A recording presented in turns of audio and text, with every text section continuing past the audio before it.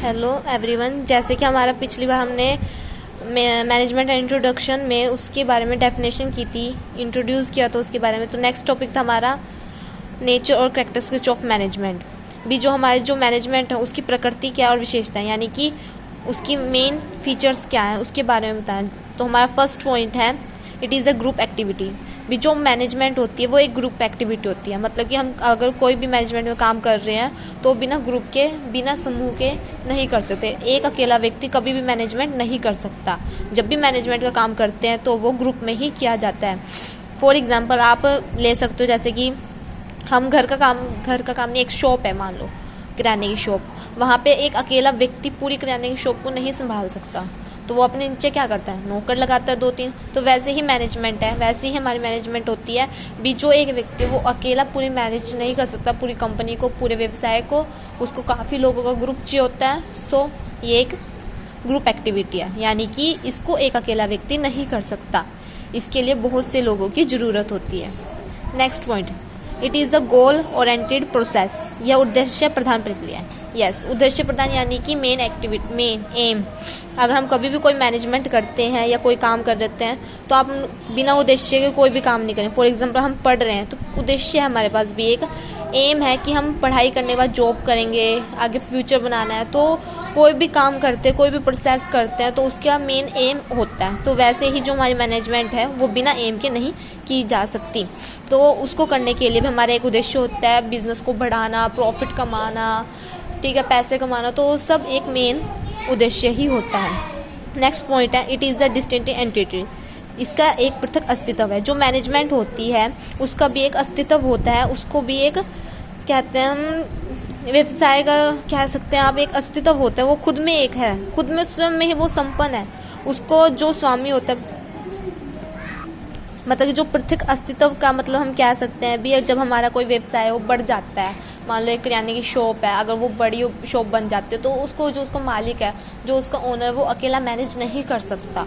उसको मैनेज करने के लिए बहुत से लोगों की जरूरत होती है। तो हम कह सकते हैं भी जो मैनेजमेंट है, यानी जो प्रबंध, उसका भी एक अस्तित्व होता है। उसको एक अकेला जो उसका ओनर है वो नहीं कर सकता, उसके लिए काफ़ी लोगों का समूह चाहिए होता है। नेक्स्ट पॉइंट है इट इज़ एन इंटेजिबल फोर्स, यानी कि एक अदृश्य शक्ति है। यस, हम कह सकते हैं जो मैनेजमेंट है वो किसी को दिखाई नहीं देती, क्योंकि जब हम कंपनी में कोई काम कर रहे होते हैं तो वो किसी को दिखाई नहीं देता, वो चल रही होती है प्रोसेस। पर जब वो प्रोसेस तब दिखाई देती है जब हम सक्सेस हो जाते हैं, जब हमारे बिजनेस ऊंचाइयों को छूने लग जाता है, हमें प्रॉफिट होने लग जाता है, तो वो दिखाई देती है भी हाँ, हमने कुछ मैनेजमेंट में कुछ काम किया था, प्रोसेस की थी, जो आज हमें दिखाई दे रही है, सक्सेसफुल ही दिखाई दे रही है। तो हम कह सकते हैं भी एक अदृश्य शक्ति है, ये एक इनइंजेटिबल प्रोसेस है, यानी कि एक एसिड है जो दिखाई नहीं देता हमें। सो दैट अब नेक्स्ट पॉइंट है हमारा it is a process. Starting से ही हम पढ़ रहे हैं भी जो मैनेजमेंट है वो एक प्रोसेस होती है, क्योंकि जो मैनेजमेंट होती है वो बिना प्रोसेस के नहीं कर सकते। हम कोई भी कंपनी में कोई भी काम हो बिना प्रोसेस के नहीं होता है। फॉर एग्जाम्पल एक शॉप, आप शॉप को ही लेकर चलो, आप ज़्यादा दूर के एग्जाम्पल ना लो, एक शॉप ही लो। बिना शॉप में अगर हम कोई काम करें तो वो प्रोसेस की तरह होता है, सामान लाना, उसको बेचना, सेल करना, पैसे कमाना, वो एक प्रोसेस में होता है। तो हम कह सकते हैं वो भी एक मैनेजमेंट है। और जो हमारी मैनेजमेंट में प्रक्रिया होती है वो एक प्रोसेस होती है।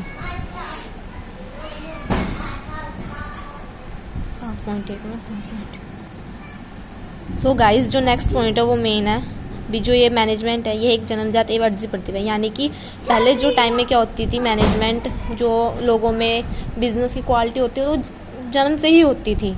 जो लोग पैदा होते थे उसी टाइम से उनके पास क्वालिटी होती थी, उनके पास माइंड होता था कि वो बिजनेस को कर सकते हैं। पर अब क्या हुआ है कि कई लोगों में ये क्वालिटी ना होने के बाद भी जो बड़ी बड़ी संस्थाएं हैं उनके थ्रू हम ये क्वालिटी अपने अंदर ला सकते हैं।